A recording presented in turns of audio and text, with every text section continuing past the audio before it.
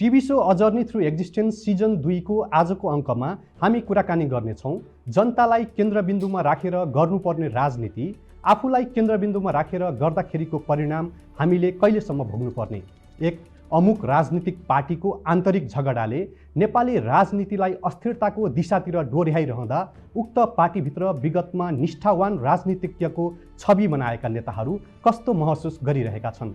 अब सम्मानित अदालतको फैसलापछि नेपालको राजनीतिक घटनाक्रम कसरी अगाडि बढ्ला, यी लगायत यस्तै र केही व्यक्तिगत कुराकानीका लागि आज हामीसँग हुनुहुनेछ पूर्व सामान्य प्रशासन मन्त्री लालबाबु पण्डित।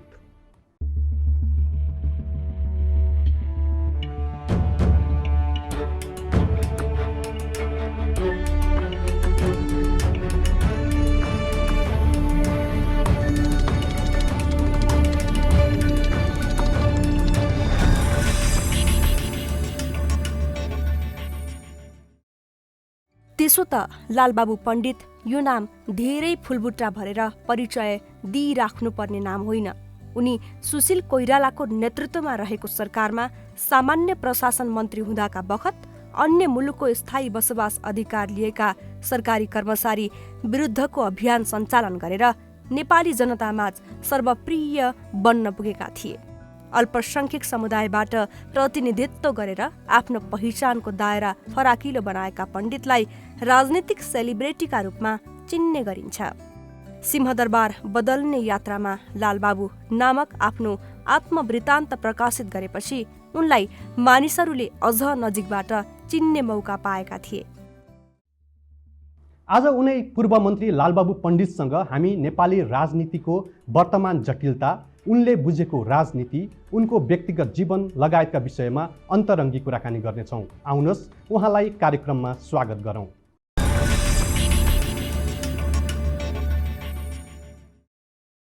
लालबाबु सर नमस्कार। नमस्ते, स्वागत छ तपाईँलाई कार्यक्रम। धन्यवाद। कुराकानीको सुरुवात कहाँबाट स्टार्ट गरौँ होला? अब तपाईँले के तयारी गर्नुभएको छ, के इच्छा लागेको छ, त्यहीँदेखि सुरु गरौँ विषयवस्तुसँग जोडिएर। मैले आज तपाईँलाई चाहिँ एउटा फरक प्रसङ्गमा एउटा निष्ठा बोकेको राजनीतिज्ञको रूपमा अझ अल्पसङ्ख्यक समुदायबाट प्रतिनिधित्व गरेर आफ्नो पहिचानको फराकिलो दायरा बनाएको पात्रको रूपमा एकजना त्यस्तो दुर्लभ पात्र, जनताले तपाईँलाई सर्वप्रिय राजनीतिक सेलिब्रेटीका रूपमा तपाईँलाई चिन्ने गर्दछन्। तसर्थ राजनीतिलाई सरल भाषामा बुझ्नको लागि, नेपालको अहिलेको राजनीतिक अवस्थालाई तटस्थ विश्लेषण गर्नको लागि, साथसाथै तपाईँको व्यक्तिगत जीवनमा, तपाईँको व्यक्तिगत जीवनबाट पनि मेरा दर्शकलाई उत्प्रेरणा प्रदान हुनसक्छ। त्यसकारण तपाईँको व्यक्तिगत जीवनमा पनि साङ्गोपाङ्गो संवाद गर्नको लागि तपाईँलाई आज आमन्त्रण गरिरहेको छु। यी विषयभन्दा बाहेक पनि अहिले नेपाली राजनीति एउटा जटिल अवस्थाबाट गुज्रिरहेको छ। तपाईँ नेपाल कम्युनिस्ट पार्टीभित्र कुनै पनि पक्षमा खुलिसक्नु भएको छैन। तथापि तपाईँ नेपाल कम्युनिस्ट आन्दोलनको एकजना योद्धा, मजदुर आन्दोलनबाट तपाईँको पृष्ठभूमि मजदुर आन्दोलनबाट तपाईँ प्रवेश गर्नुभएको हुनाले जनताले जुन मत अभिमत नेपाल कम्युनिस्ट पार्टीलाई प्रदान गरेका थिए, जुन आशा भरोसा नेपाल कम्युनिस्ट पार्टीप्रति जनताले गरेका थिए, त्यही पार्टीका कारण आज नेपालको राजनीति अस्थिरताको दिशातिर अगाडि बढिरहेको देख्दा कस्तो अनुभव भइरहेछ? त्यही अनुभूतिबाट संवादको सुरुवात गरौँ। सबभन्दा पहिला अहिलेको परिस्थितिप्रति म आफै पनि दुःखी छु। जनतामा जुन सन्देश गएको छ त्यो राम्रो गएको छैन। सम्हाल्न प्रयास गरिरहेको छु, आशावादी पनि छु धेरै नबिग्रोस् र जति बिग्रेछ त्यसलाई सम्हालेर पुनः चाहिँ कम्युनिस्ट आन्दोलनलाई एक ठाउँमा पुर्याउने र नेपालको राजनीतिलाई स्थायित्व दिने र जनताको चाहना सुशासन, विकास अनि समृद्धि छ, त्यो दिशातर्फ थोरै भए पनि पाइला अगाडि बढाउन सकियोस्।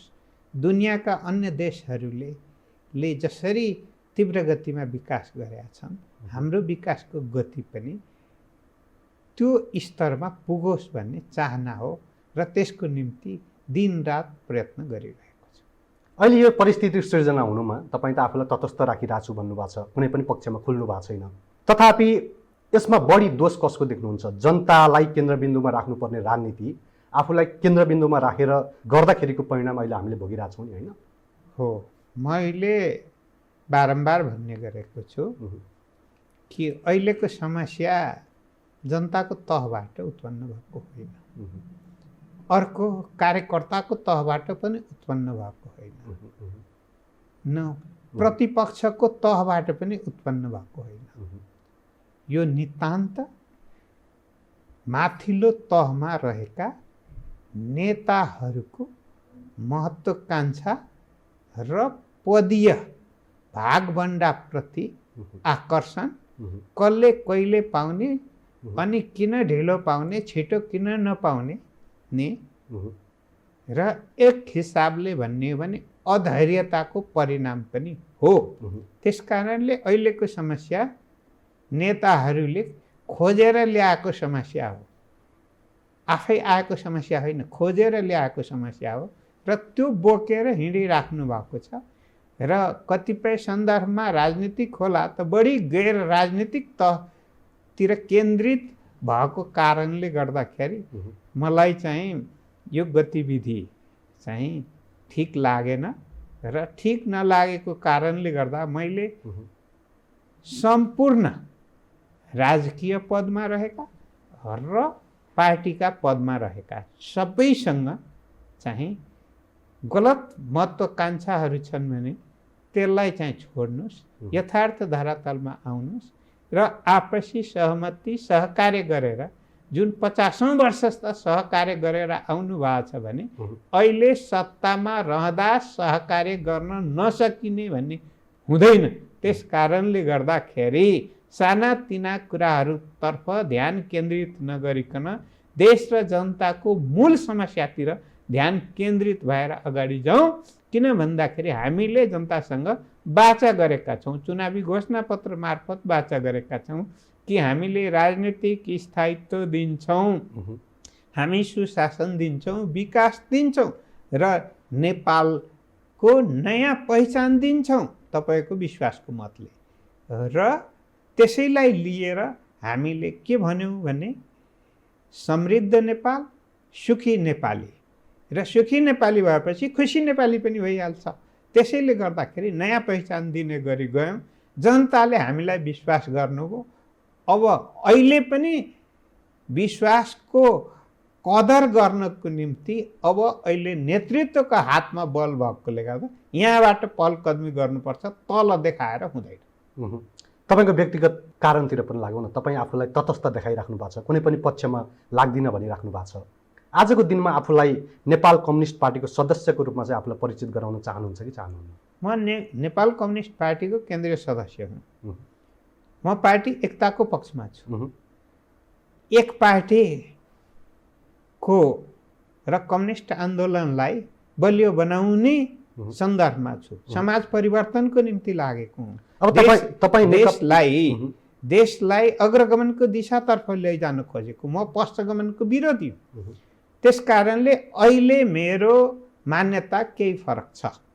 के फरक मान्यता हो भने प्रतिनिधि सभाको विघटन यो असंवैधानिक हो।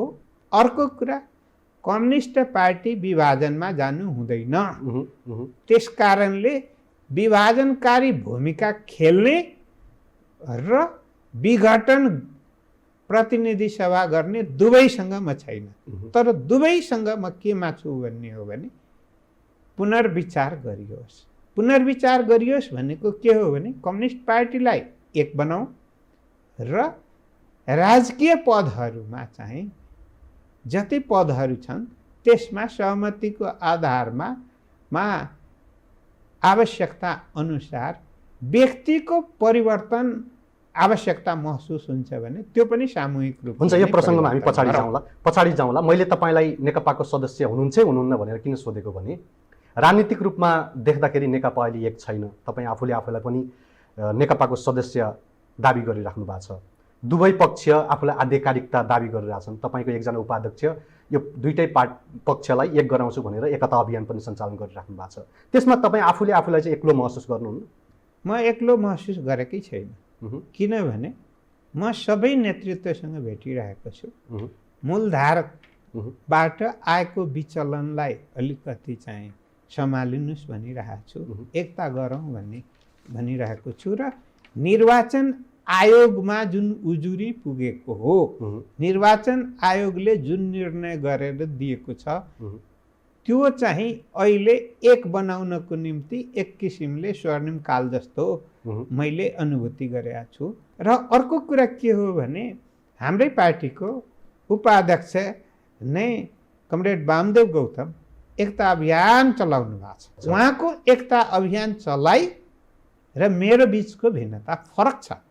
उहाँले, म त अहिले सिधै के भन्छु भने कमरेड वामदेव गौतम उहाँमा प्रधानमन्त्रीको महत्त्वाकांक्षा नपलाएको भए, उहाँभित्र पार्टी अध्यक्ष हुने महत्त्वाकांक्षा नपलाएको भए, कहिले यता कहिले उता नगर्नु भएको भए र अझै भन्ने हो भने पार्टीभित्र आरोप पत्रको लेखन पनि उहाँले आफै नगर्नु भएको भए आज यो स्थिति आउने थिएन।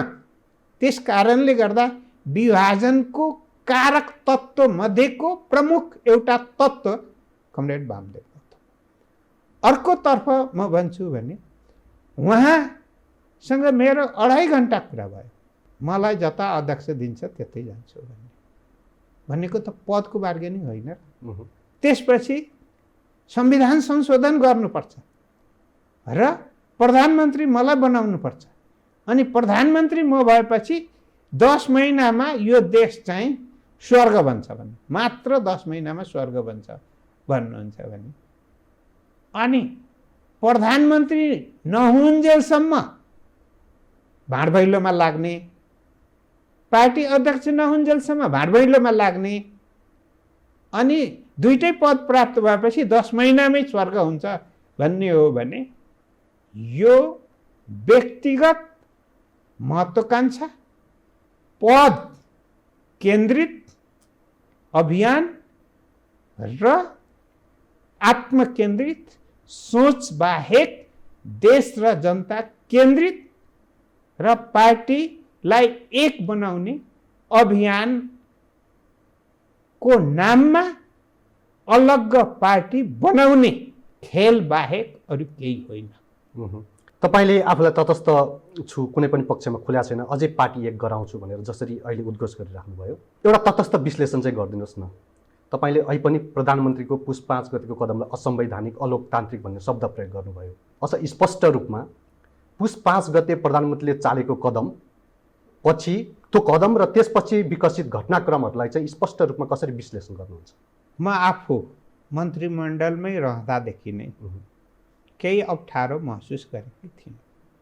बाहिर आइसकेपछि मैले गत वर्षको 76 सालको मङ्सिरको 10 देखि 15 गतेको बिचमा मैले भनेको थिएँ ठुलो सङ्कट आउँदैछ र त्यो सङ्कट फागुनपछि आउँदैछ भनेर मैले सार्वजनिक रूपमा बोलेको छु। तपाईँले त्यो बेलामै सङ्केत पाइसक्नु भएको थियो? मैले त्यो बेला नै सङ्केत गरिसकेका थिएँ, मैले पाइसकेँ। गत वर्ष फागुनको अन्तिमदेखि कोरोनाको अलिकति आयो र चैतमा कोरोनाले चाहिँ एकदम जक्रिएर गयो र बन्द सुरु भयो कोरोना महामारीको कारणले।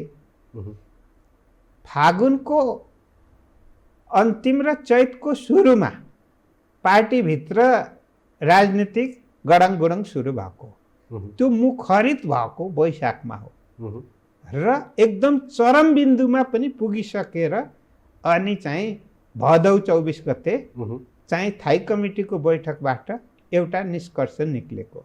तर त्यो पालना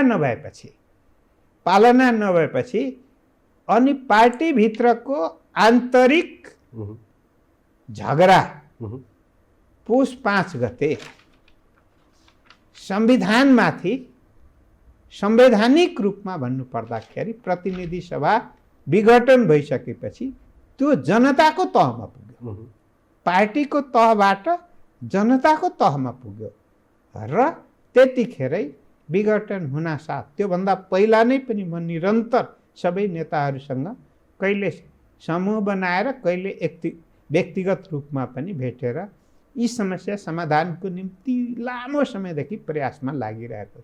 तर साना तिना कुराले गर्दा मन बिच्किएर जाने र अब कतिपय अलि मनभित्रै महत्त्वाकांक्षा पनि पलाउने अनि वरिपरिका महत्त्वाकांक्षा बोक्नेहरूले पनि उक्साउने, उक्सिएको भरमा चाहिँ अनि भविष्यको परिणाम ख्याल नगरिकन अनि त्यसैतिर केन्द्रित भएर जाने।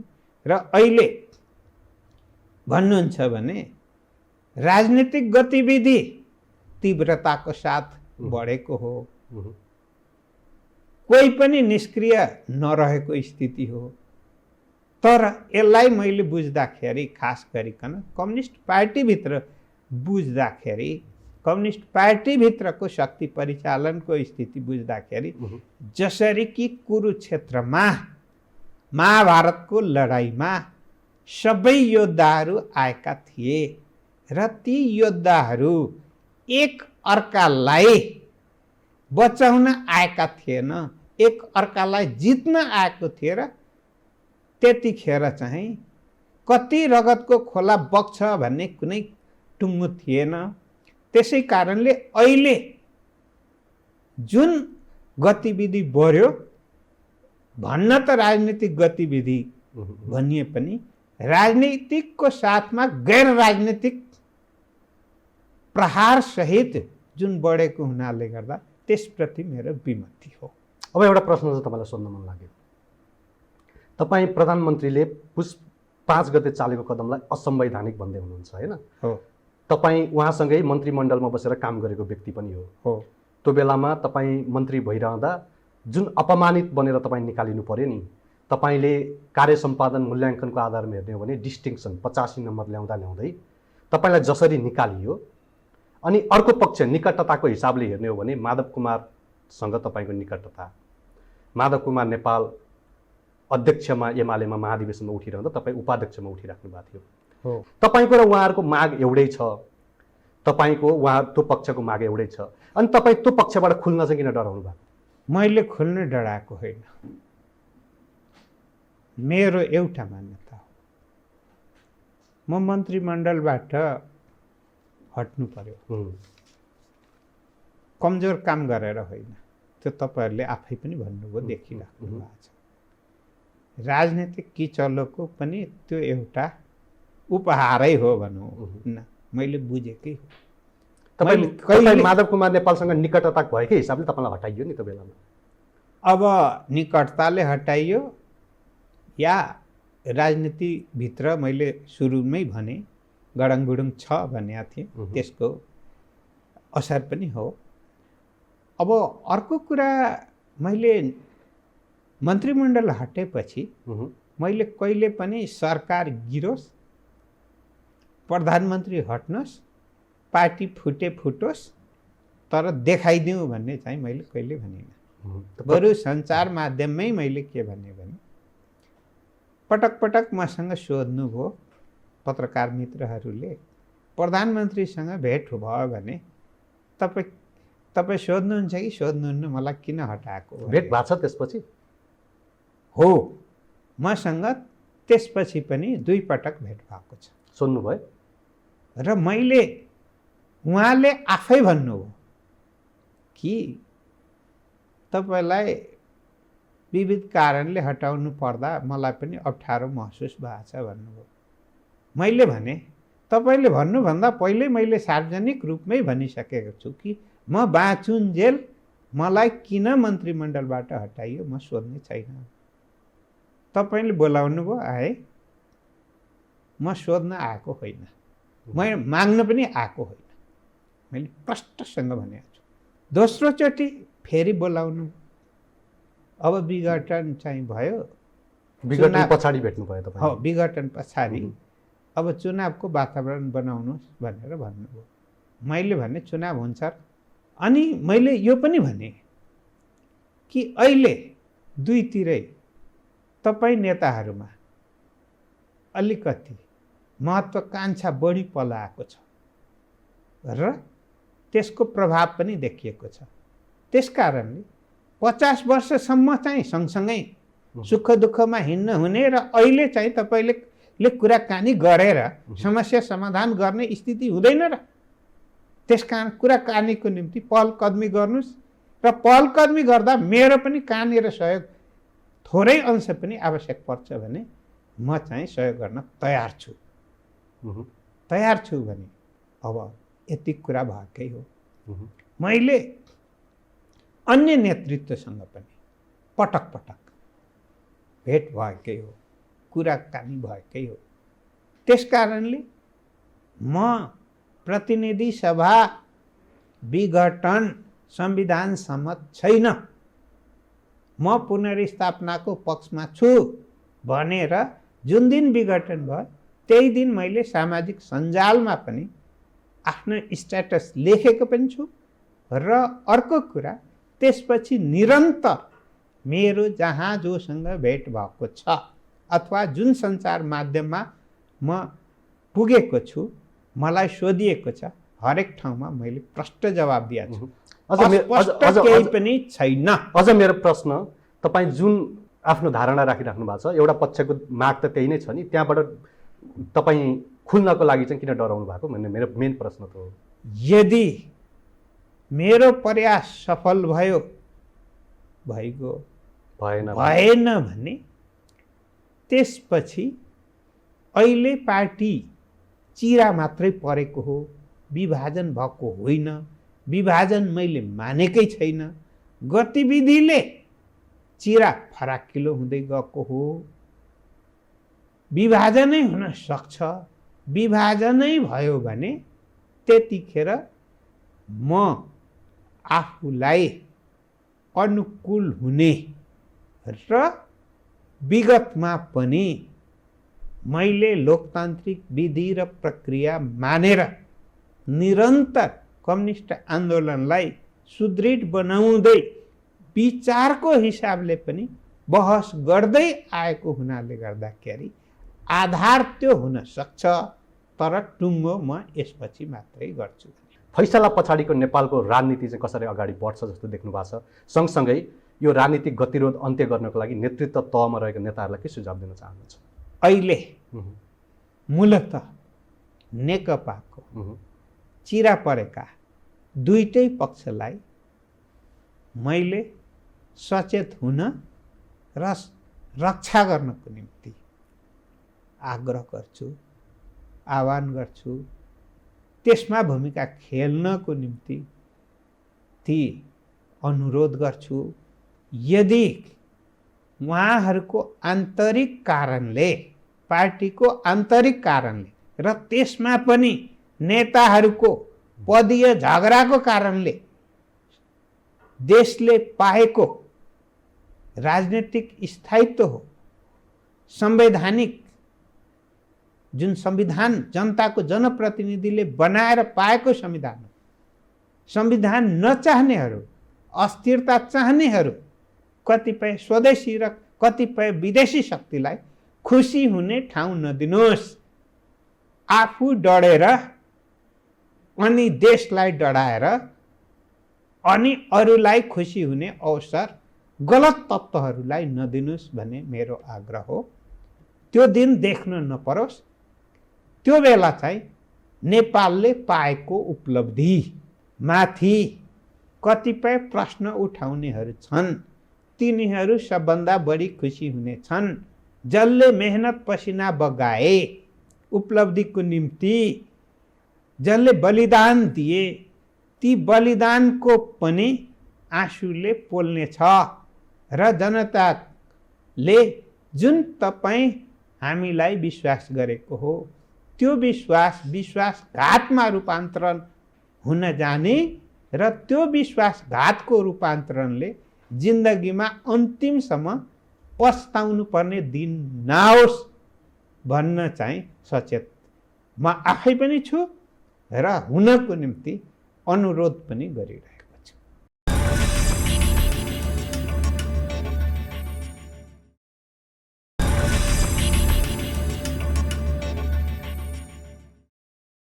लालबाबुजी, अब तपाईँको व्यक्तिगत जीवनतर्फ अलिकति लागौँ। मैले अगाडि पृष्ठभूमि पनि भने एउटा निष्ठा बोकेको राजनीतिज्ञको रूपमा जनताले तपाईँलाई चिन्छन्, सर्वप्रिय राजनीतिक सेलिब्रिटीको रूपमा पनि तपाईँलाई जनताले चिन्छन्। तपाईँको पृष्ठभूमि हेर्ने हो भने तपाईँ मजदुर आन्दोलनबाट प्रवेश गर्नुभएको व्यक्ति।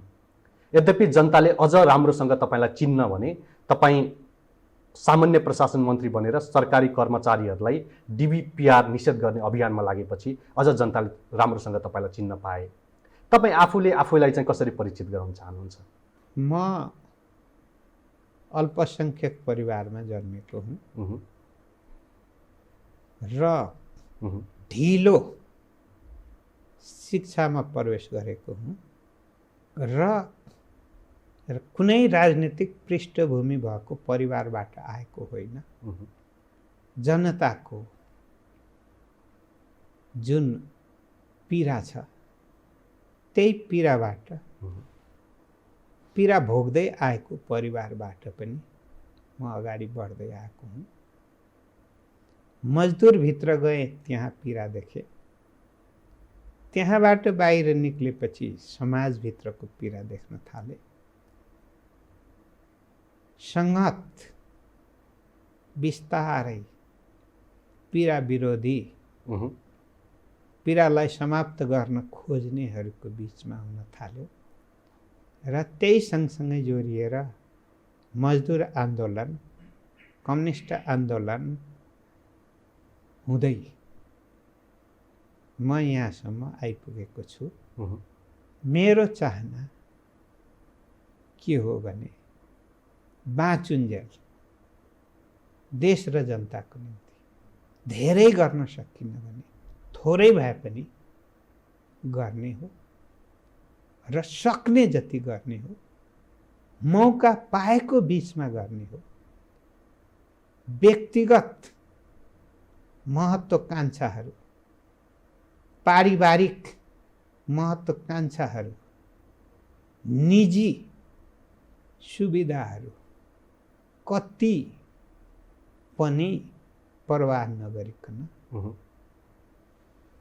अन्तिमसम्म देश र जनताले एउटा देशको असल नागरिकको रूपमा र परिवर्तनकारीको रूपमा चिनिदिउन्, यो मेरो सदिच्छा छ।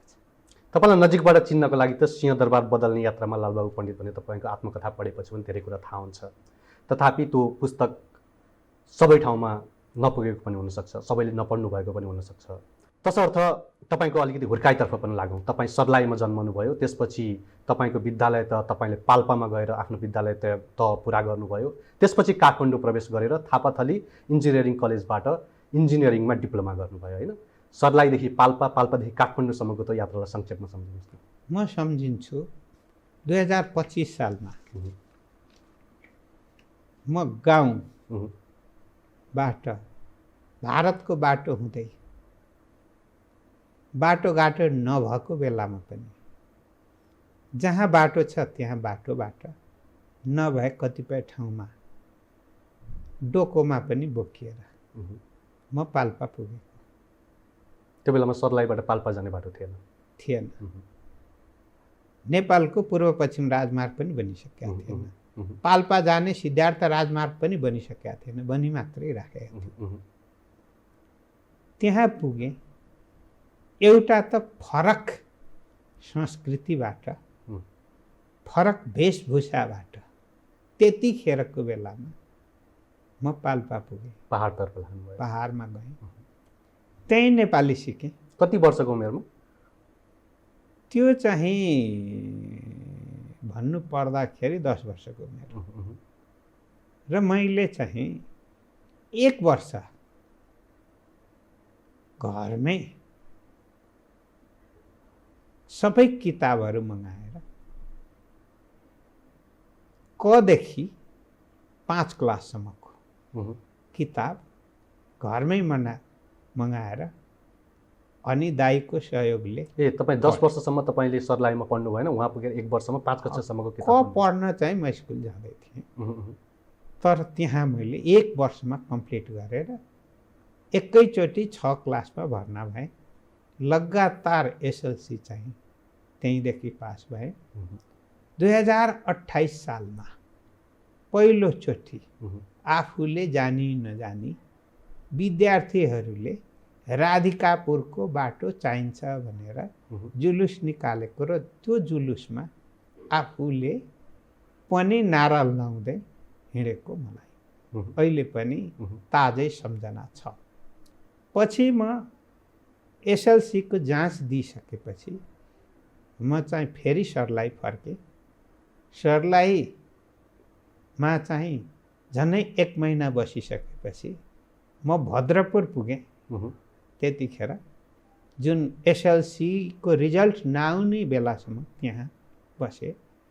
एसएलसीको रिजल्ट त्यहीँदेखि थाहा पाएपछि म सिधै काठमाडौँ आएँ र काठमाडौँ आइसकेपछि सुरुमा मेरो चाहना थियो मेडिकल लाइनमा जाउँ भन्ने र मेडिकल लाइनमा मैले इन्ट्रान्स दिइसकेपछि लिखित पास गरेर त्यतिखेर मौखिक पनि दिनुपर्ने थियो। मौखिक दिन जाँदाखेरि मलाई 5 जना डाक्टरहरू मौखिक लिने भनेर बस्या रहेछन् र त्यो सबै लेडिज भएकोले गर्दाखेरि म चाहिँ इन्टरभ्यू दिन जाँदाखेरि भाइपुरको छ त्यस कारणले मेडिकल लाइन हुँदैन भनेर मलाई त्यहाँ भनिसकेपछि त्यो पीडा खप्न नसकेर त्यतिखेर चाहिँ 6 महिनामा इन्ट्रान्स हुने भएकोले भनिएको थियो पुडको मेडिकल लाइनमा पुडको मान्छे चाहिँ काम लाग्दैन भनेर। अब उनीहरूले के प्रसङ्गमा भने इन्टरभ्यू लिनै अरू केही सोधेनन्, भाइपुरको छ त्यस कारणले काम लाग्दैन भने अब उनीहरू केबाट प्रभावित थिए त्यतिखेर थाहा छैन है। पछि 6 महिनापछि मैले इन्जिनियरिङमा दिएँ र इन्जिनियरिङमा थापथली क्याम्पसमा म भएँ र त्यसपछि रेगुलर त्यहाँदेखि हो। त्यहाँदेखि म चाहिँ पास गरिसकेपछि त्यसपछि तपाईँ काम गर्नको लागि बालाजु यन्त्रशालामा जागिर खान पुग्नु। बालाजु यन्त्रशालामा पुगेँ। त्यो ठाउँमा तपाईँले जागिर मात्र खानु भएन, राजनीतिक बिजारोपण पनि त्यही ठाउँले गरायो तपाईँ? म जागिर खाएको 1 हप्ता पनि पुगेको थिएन। मलाई चाहिँ मधेसकै मान्छे भनेर त्यतिखेर राणा परिवारका मान्छे जिएम थिए र उनले चाहिँ तपाईँले राजीनामा दिनुहोस् भने मैले चाहिँ राजीनामा दिन्न भने। राजीनामा के प्रसङ्गमा दिनु भने? अब म चाहिँ तराईको मान्छे थिएँ, अब अलिअलि कालो कालो पनि भएको, अब के प्रसङ्गमा चित्त बुझेन त्यसरी भनिएको थियो। त्यसपछि मलाई पनि चित्त बुझेन, तपाईँले गर्ने जति तपाईँ गर्नुहोस् भने। अनि मलाई अनुभूति भयो कि शक्ति चाहिँदो रहेछ भन्ने अनुभूति भयो र त्यतिखेर अनि मैले चाहिँ त्यही पहिलो हप्ता जागिर खाएकै हप्तादेखि अनि चाहिँ मलाई यो टर्चर जुन भयो यो विभेद भयो। विभेद भएको कारणले गर्दा विभेद समाप्त गर्नको निम्ति शक्ति चाहिन्छ, शक्ति आर्जन गर्नको निम्ति अनि मैले मजदुरलाई चाहिँ एकजुट बनाउने काममा लागेँ र म त्यहाँको पहिलोचोटि नेपालमा भोटको बाक्सा थापेर त्यहाँ काम गर्ने मजदुरहरूको 85% भोट ल्याएर म सभापति भएँ र सभापति पनि भए र मैले काम गरेको 1.5 वर्षपछि जेनरल म्यानेजरलाई त्यहाँदेखि हटाउनमा सफल पनि भएको थिएँ। त्यस कारणले गर्दाखेरि त्यही बिचमा तपाईँको राजनीतिक बिजारोपण त्यही एकजना जिएमको कारणले राजनीतिक बिजारोपण तपाईँ म प्रति गरिएको व्यवहारको कारणले म भित्र उत्पन्न तरङ्ग, त्यो तरङ्गले शक्तिको आवश्यकता महसुस गरेको हुनाले गर्दा मैले आफूलाई शक्ति प्राप्त गर्नको निम्ति जनसमर्थन आवश्यक हुन्छ भनेर अनि मैले मजदुरहरूको बिचमा एकता र त्यसबाट चाहिँ शक्ति आर्जन गरेर अगाडि बढ्न थालेँ। त्यो क्षणबाट आजसम्म आइपुग्दाखेरि सरल भाषामा तपाईँले बुझेको राजनीति चाहिँ के होला बाबुजी? राजनीति भनेको जनताको सेवा हो, पीडाबाट मुक्ति हो र अगाडि बढ्ने प्रेरणा दिने स्रोत हो र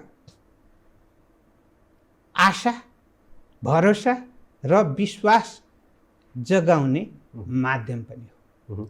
तपाईँले राजनीतिलाई जसरी बुझ्नुभयो अथवा जसरी बुझिराख्नु भएको छ, आजसम्म आइपुग्दा तपाईँ मन्त्री सांसद पनि बनिसक्नु भएको छ। त्यो जुन सोच, जुन सपना बोकेर तपाईँ राजनीतिमा हुमिनु भएको थियो, आजको दिनसम्म कति सन्तुष्ट हुनुहुन्छ? अब मनले चाहेको आफूले सोचेको सबै कुरा जस्ताको तस्तै त पुरा हुँदैन। किनभने मन जति छिटो अरू चिज कुद्दैन। सोच, मेरो सोच त मेरो सोच हो नि, त्यो सोचमा अरूको पनि सोच मिसाएर शक्तिमा रूपान्तरण गरियो भने न परिवर्तन आउँछ। तर के हो भने पहल कदमी चाहिँ आफूले लिनुपर्छ भन्ने मेरो मान्यता हो। त्यसै कारणले म पहिलो पटक मन्त्री हुँदाखेरि सिंहदरबारभित्रको विसङ्गति र विकृति चाहिँ मैले नजिकबाट हेर्ने मौका पाएँ र त्यसैले मैले परिवर्तन गर्नुपर्छ भने। त्यो विकृति विसङ्गति संक्षेपमा बताइदिनुहोस् न। पहिलो एउटा कुरा के हो भने सरकारमा जाँदा धेरै मान्छेले विसङ्गति र विकृति लुकाउँछन् र सब कुरा ठिक छ भन्छ। मैले त्यसको उल्टो गाएँ।